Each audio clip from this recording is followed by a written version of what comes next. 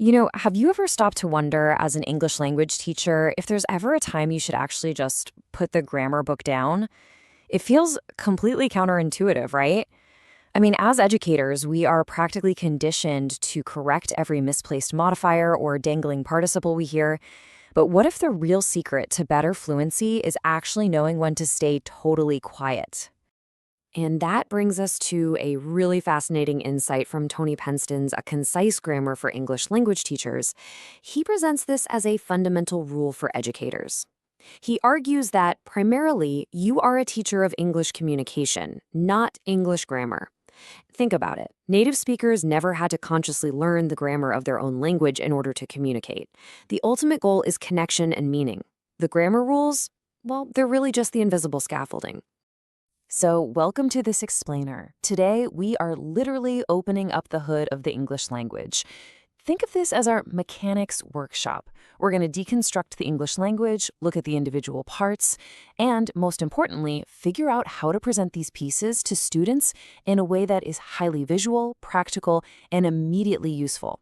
We want to empower you with the tools to make those complex, abstract ideas feel instantly concrete for your learners.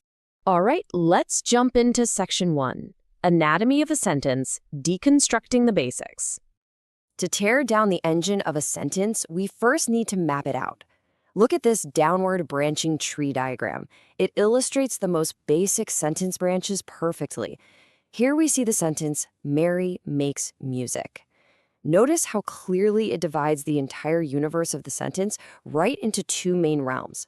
You've got the subject on the left and the predicate on the right. It cleanly separates the doer, that's Mary, from the actual action she is taking. Now, what's really interesting here is how pairing a visual tree model with precise terminology immediately makes the abstract feel, well, tangible. The subject is simply the doer, or the person or thing being described. And the predicate? That's really just a fancy term for literally everything else in the sentence that follows the subject. Giving teachers and students these specific structural names helps create a shared language for the classroom, all without overwhelming anybody with unnecessary jargon. Moving right along to Section 2, Tackling Tricky Verbs, the Engine of the Sentence. So, if verbs are the engine, let's see what happens when that engine stalls out. On one side, we have the perfectly logical sentence, Mary fell. On the other, we have, Mary fell her body. I mean, it sounds totally ridiculous, doesn't it? Here, we can poke some gentle fun at how grammar honestly has very little respect for semantics or logic. Because a learner might logically think, hey, Mary is the one operating her body to make it fall, so why can't she fall her body? Well, this perfectly proves that you can't just attach an object to any verb you please. The key to solving this is formally defining the difference for our students. We have transitive verbs, which absolutely must take an object, like to make or to afford. You can't just walk into a room and say, Mary makes, and leave. You have to say what she makes. And then we have intransitive verbs, like to fall or to hesitate, which simply cannot take an object. Equipping teachers with this exact tool is what's needed to confidently explain exactly why sentences like Mary fell her body just completely crash and burn. Okay, Section 3, the Context Toolkit, Making the Invisible Visible. Now we're shifting from theory into practice, because it is one thing to know what an intransitive verb is. It is an entirely different ballgame trying to get a room full of beginners to actually grasp and remember new vocabulary. If you've ever struggled to explain an abstract adjective, check out how beautifully simple this solution is. It's literally just a hand-drawn sketch of a ring on a whiteboard.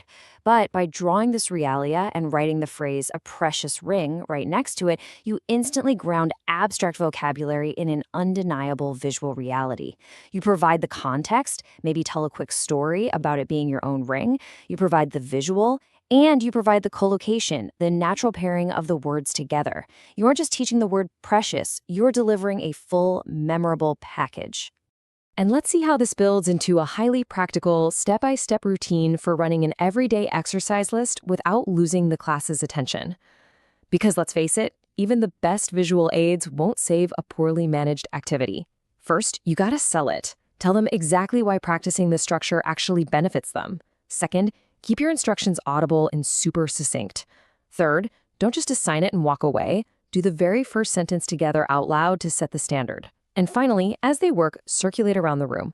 Give a quiet word of help to the weaker students. And hey, if the strong ones are cruising along smoothly, the author actually suggests you just sit down and relax for a minute. You've earned it. Let's dive into Section 4, making sense of tenses, organizing time, and meaning. Time in English doesn't always map neatly to how other languages handle time, so we really need a highly organized way to present it. By mapping out the tenses clearly in a matrix, we can easily contrast them for our learners. Just look at how we break down the present, past, and future against their simple and continuous aspects.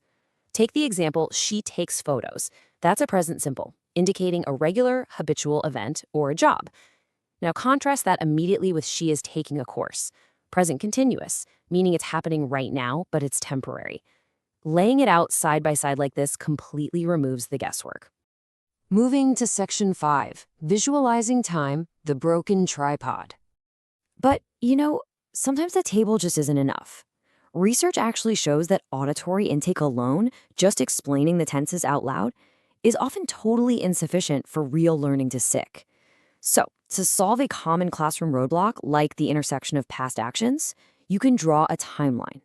Start with a nice long wavy line on the board representing the past continuous. She was taking a photo. It implies an ongoing, unbroken motion. Then, bam, you draw a sharp triangle intersecting that wavy line. Her tripod broke. That sharp visual of the triangle instantly conveys the sudden, completed nature of the past simple aspect, interrupting that continuous flow. Now, what's really fascinating about this Blackboard technique is the explicit reminder to just drop the confusing tense titles entirely. When you draw that timeline, whatever you do, don't write past continuous interrupted by past simple up there. That's just intimidating jargon. Write the actual phrase, she was taking a photo. Keep the board exceptionally neat, use clear capital letters, and always pick salient examples that actually resonate with your specific students. Let the visual do the heavy lifting for the learner. The grammatical label is really just for you, the mechanic. Ultimately, this all loops right back to our golden rule. If your students are communicating reasonably well, if they are making themselves understood, don't bore them with fascinating grammatical knowledge. Grammar rules and tree diagrams are meant to be a remedial help. They are entirely secondary to a student's ability to just communicate naturally. We should only be pulling these tools out of our workshop when the engine actually starts sputtering. Which leaves us with a final thought to ponder as we wrap up this explainer.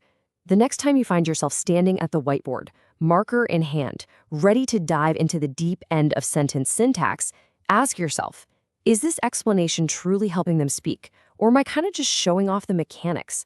Are your grammar rules acting as a bridge to better communication, or have they become a barrier to fluency? Use these visual tools wisely. Keep the focus on meaning and watch your students' confidence absolutely soar. Thanks for learning with us today.